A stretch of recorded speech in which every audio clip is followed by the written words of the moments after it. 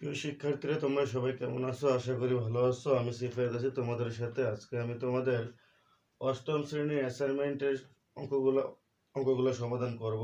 দেখো, তোমাদের অষ্টম শ্রেণীর সরল মুনাফার ক্ষেত্রে যে সমস্ত অঙ্কগুলো দেওয়া আছে তার মধ্যে দেওয়া আছে কি, সঞ্চয় স্কিমের মূলধন হচ্ছে পি ইজ ইকুয়াল টু 1500। সঞ্চয় স্কিম পূর্ণ হওয়ার সময়কাল হচ্ছে এন ইজ ইকুয়াল টু 3 বছর। আর সঞ্চয় স্কিমের মুনাফার হার হচ্ছে আর is equal two 9%।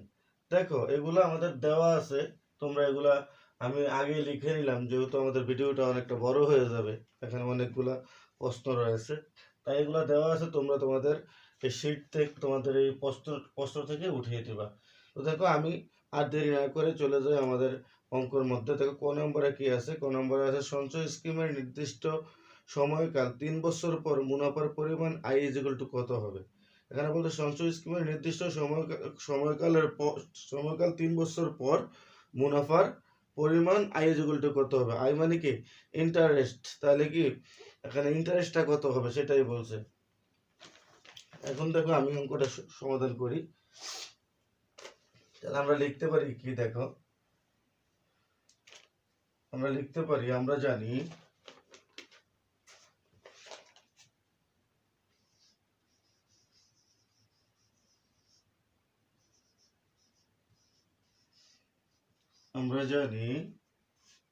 I is equal to সূত্রটা কি?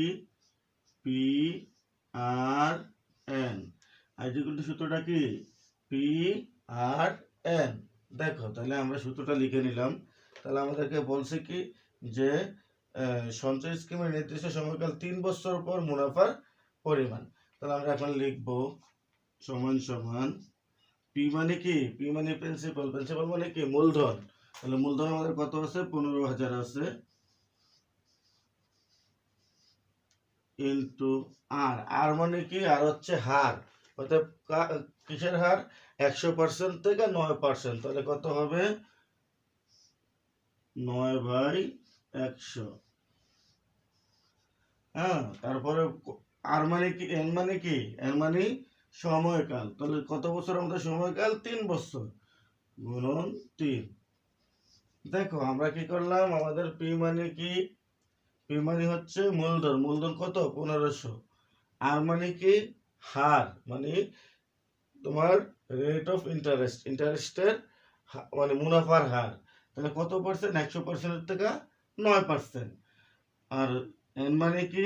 সময়। সময় কত দিন? তিন তিন 3 বছর।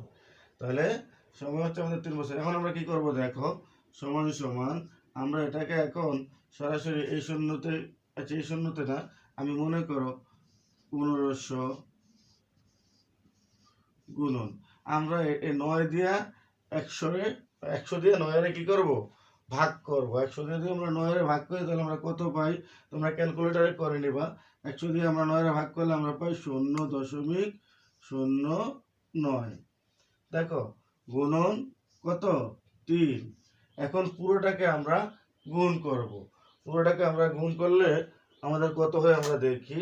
এখন আমরা পুরোটাতে গুণ করলে 15,000 গুণন 0.09 গুণন 3।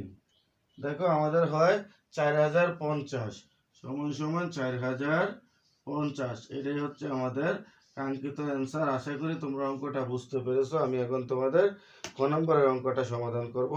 দেখো, ক নম্বরে কি আছে? ক নম্বরে আছে,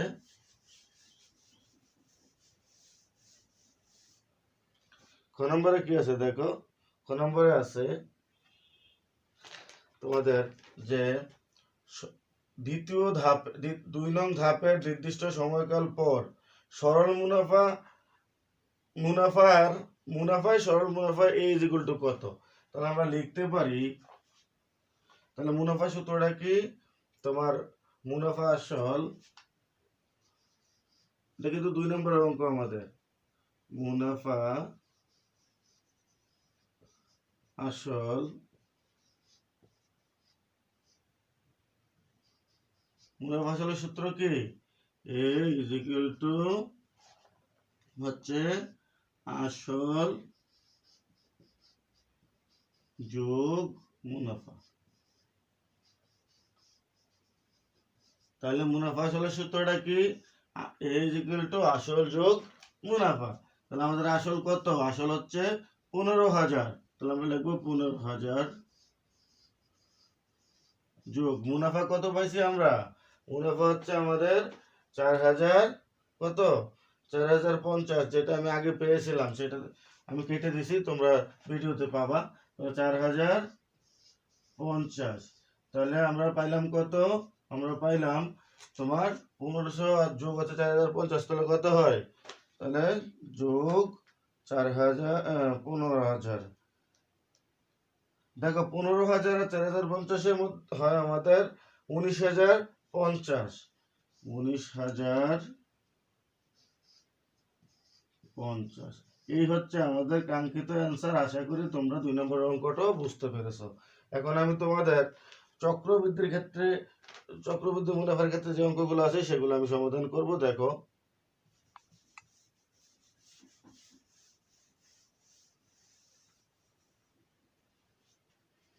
দেখো চক্রবৃদ্ধির ক্ষেত্রে কি বলা হয়েছে? চক্রবৃদ্ধির ক্ষেত্রে বলা হয়েছে যে ঠিক আগের এইগুলাই দেওয়া আছে, তোমরা কিন্তু উঠিয়ে নিবা। এইগুলাই ঠিক চক্রবৃদ্ধির ক্ষেত্রে সঞ্চয় স্কিমের মূলধন এত হাজার, সঞ্চয় স্কিম পূর্ণ হওয়ার সময়কাল n = 3 বছর, সঞ্চয় স্কিমের মুনাফার হার r = 9%, এগুলাই দেওয়া আছে। কিন্তু আমরা এখন কি করব? ওই অঙ্কগুলো সমাধান করব। তোমরা এগুলো তোমাদের এই প্রশ্ন থেকে উঠে নিবা। যেহেতু আমাদের ভিডিওটা খুব বড় হয়ে যাচ্ছে, এজন্য আমি আর পুনরায় প্রশ্ন থেকে উঠালাম না। তো দেখো এখানে আমি অঙ্কতে চলে যাই। ক নম্বরে কি আছে?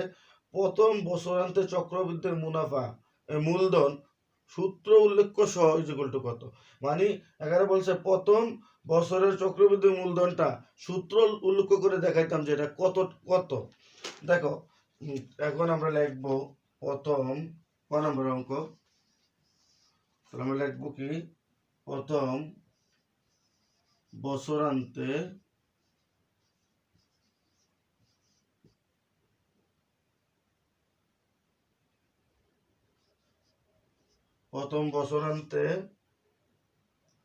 চক্রবৃদ্ধি মূলধন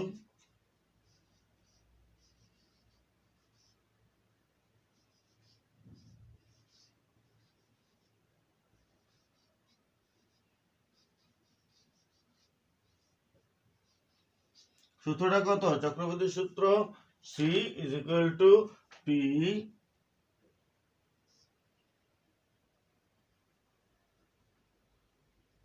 = P into 1 plus R/N। এ হচ্ছে আমাদের সূত্র। তাহলে আমরা লিখতে পারি, আমরা এদিকে একটু লিখে, যেহেতু আমাদের জায়গা ওদিকে নাই। তো দেখো পি মানে কি? পি মানে হচ্ছে মূলধন। মূলধন আমাদের কত? 15,000। মূলধন কত? 15,000। তারপরে হচ্ছে কি 1 যোগ আর মানে কি? রেট। কত পার্সেন্ট? 9%। 100% থেকে 9% হচ্ছে কি রেট, সুদের হার। তাহলে আমরা লিখতে পারি 9/100। আর সময় কত বছর? এন মানে কি সময়। সময় কত বছর? 3 বছর। 3 বছর। এখন দেখো সমান সমান, সরি 1 বছর, যেহেতু প্রথম বছরান্তের কথা বলছে, তাহলে সময় হচ্ছে আমাদের 1 বছর। এখন দেখো আমরা কি করব? এখন 15,000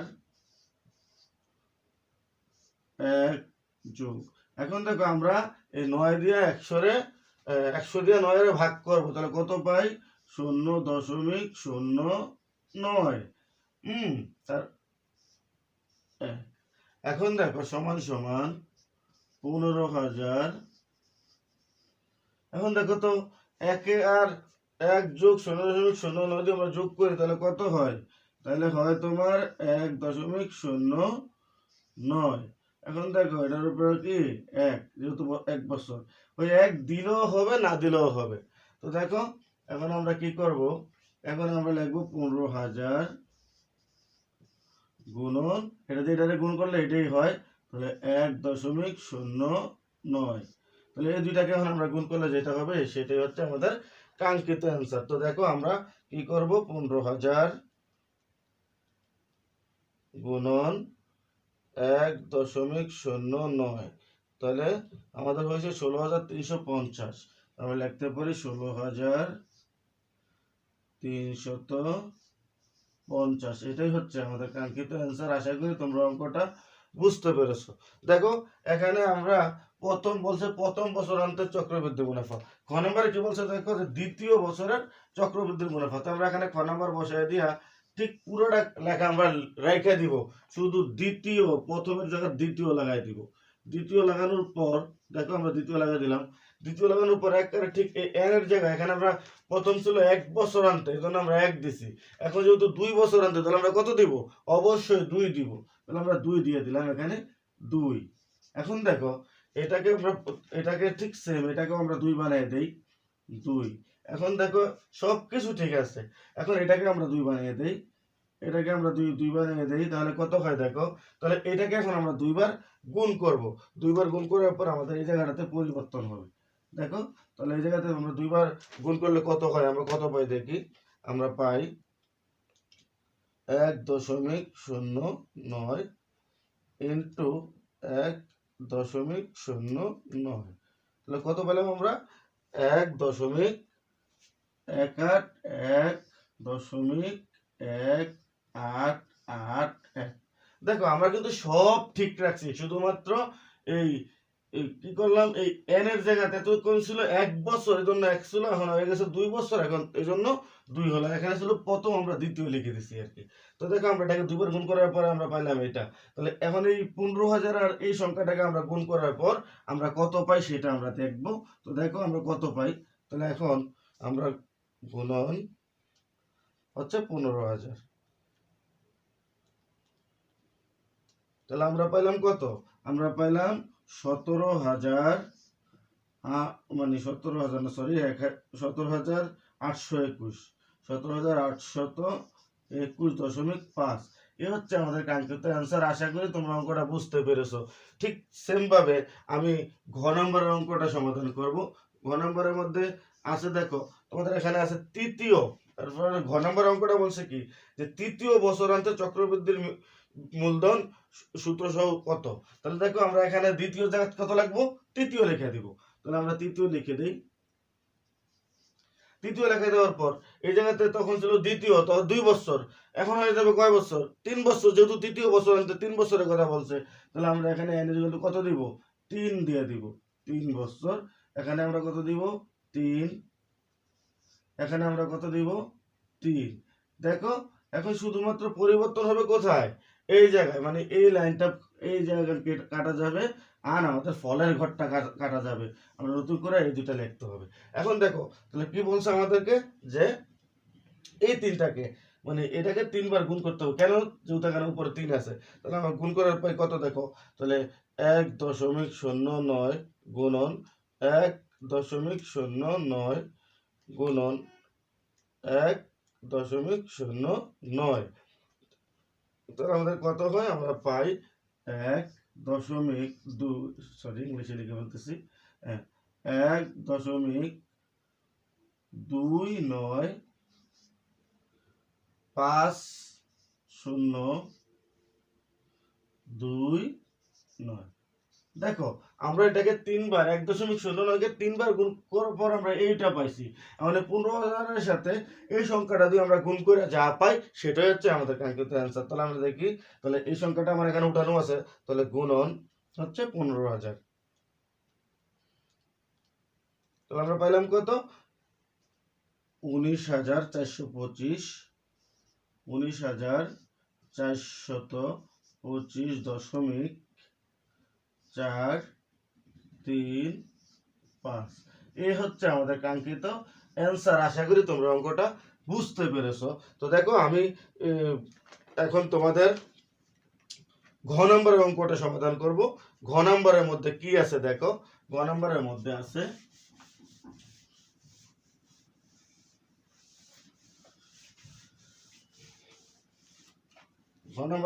আছে যে নির্দিষ্ট সময়কাল 3 বছর পর চক্রবৃদ্ধি মুনাফা ইজ ইকুয়াল টু কত। চক্রবৃদ্ধি মুনাফার কথা বলছে। তো আমরা লিখবো যে আমরা জানি আমরা জানি আমরা কি জানি চক্রবৃদ্ধি মুনাফার সূত্রটা কি c minus p is equal to p into 1 plus r by n minus p।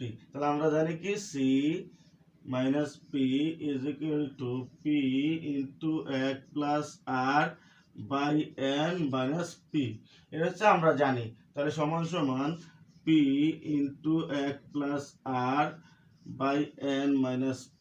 দেখো এখন আমরা লিখবো p কত, p মানে কি মূলধন। মূলধন কত আছে আমাদের 15,000। 15,000 আছে, 15,000 আমরা লিখে দিলাম, যোগ এরপরে হচ্ছে কি 1 1 আর যোগ আর মানে কি রেট মানে ইন্টারেস্টের হার কত পার্সেন্ট, 100% থেকে 9%। তাহলে আমরা কি লিখবো 9/100। তারপরে দেখো তারপরে আমরা লিখবো n n মানে কি, n মানে হচ্ছে সময়। এখানে কত বছরের কথা বলছে, এখানে 3 বছরের কথা বলছে, যে নির্দিষ্ট সময়কাল 3 বছর পর চক্রবৃদ্ধির মুনাফা কত। তাহলে আমরা n এর জায়গায় কি দেখব, কি দিব 3।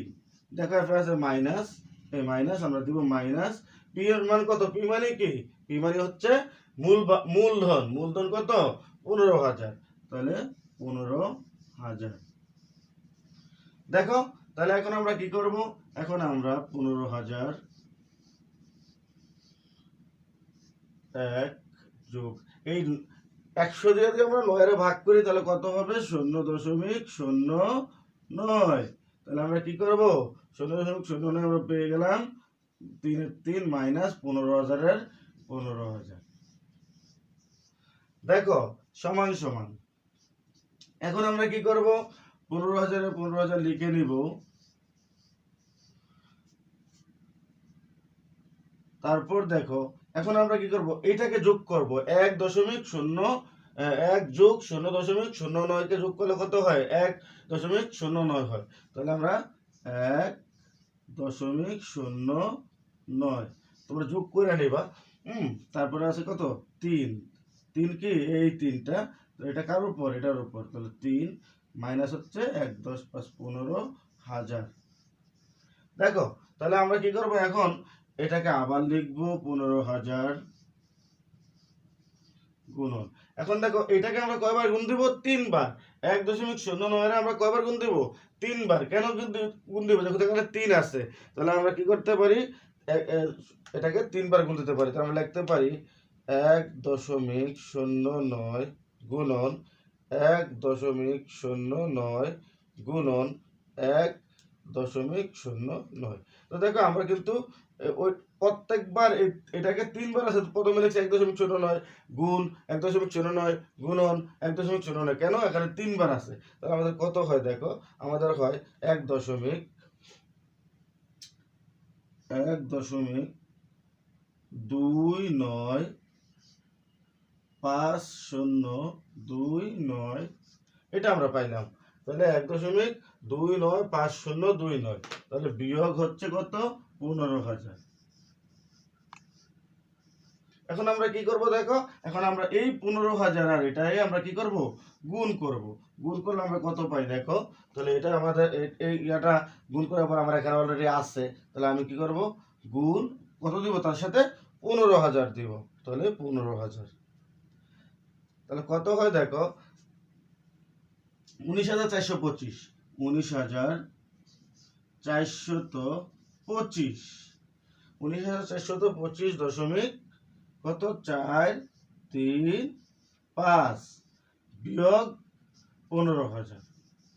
তো দেখো তো তার চেয়ে 15,000 দিয়ে আমরা বিয়োগ দেই, তাহলে বিয়োগ 15,000। তাহলে আমরা কত পাই, আমরা পাই 4,425 দশমিক, আমরা পাই 4,425 দশমিক 435 435। আর এটাই হচ্ছে আমাদের কাঙ্ক্ষিত অ্যান্সার। আশা করি তোমরা অঙ্কটা বুঝতে পেরেছো। আমি এখন তোমাদের ও নম্বরের অঙ্কটা সমাধান করব।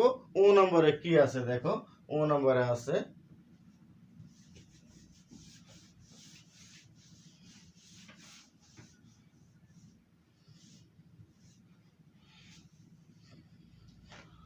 ও নম্বরে আছে নির্দিষ্ট সময়কাল 3 বছর পর সরল মুনাফা ও চক্রবৃদ্ধি মুনাফার পার্থক্য।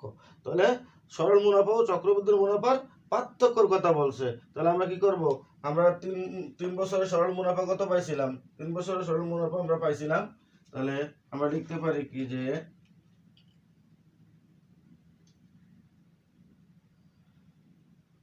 আমরা লিখতে পারি 3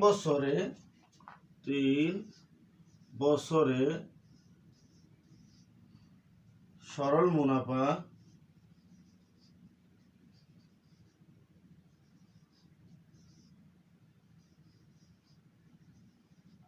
কত পাইছিলাম, তোমরা প্রথম দিক দিয়ে সরল মুনাফাটা কত পাইছিলে, 4050, 4050। তারপরে দেখো 3 বছরে চক্রবৃদ্ধি মুনাফা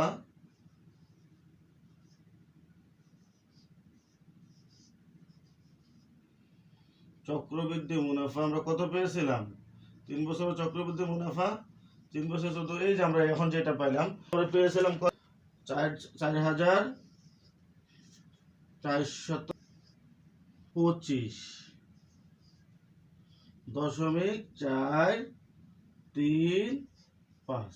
দেখো আমরা পূর্বে 3 বছরের সরল মুনাফাটা আমরা পূর্বের অঙ্কতে যে ক নম্বরের অঙ্কটা আমরা পেয়েছিলাম।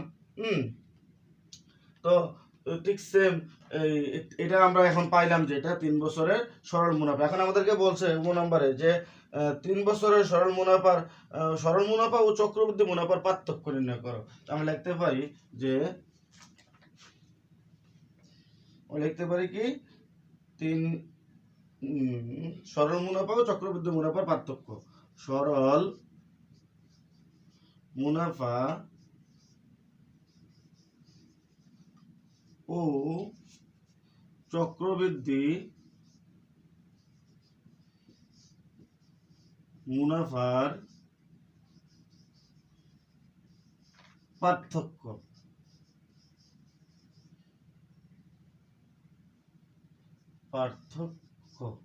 তাহলে দেখো, তাহলে আমরা সরল মুনাফা কত পাইছিলাম, 4000। আমরা এদিকে জায়গা নাই, এই জন্য আমি এদিকে লিখতেছি। তাহলে দেখো আমরা কত পাইছিলাম, 4050 বিয়োগ চক্রবৃদ্ধি মুনাফা কত পাইছি, 4425.435।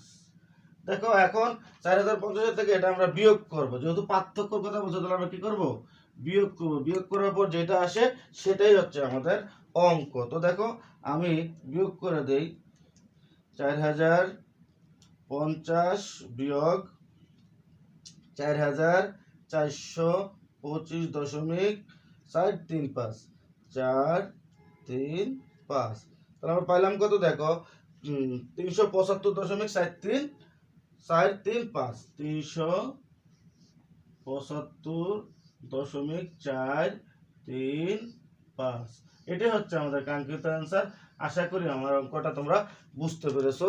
তো আজ এই পর্যন্তই, আবার দেখা হবে তোমাদের সংক্ষিপ্ত প্রশ্নগুলো নিয়ে। তোমরা সবাই ভালো থাকো, আল্লাহ হাফেজ।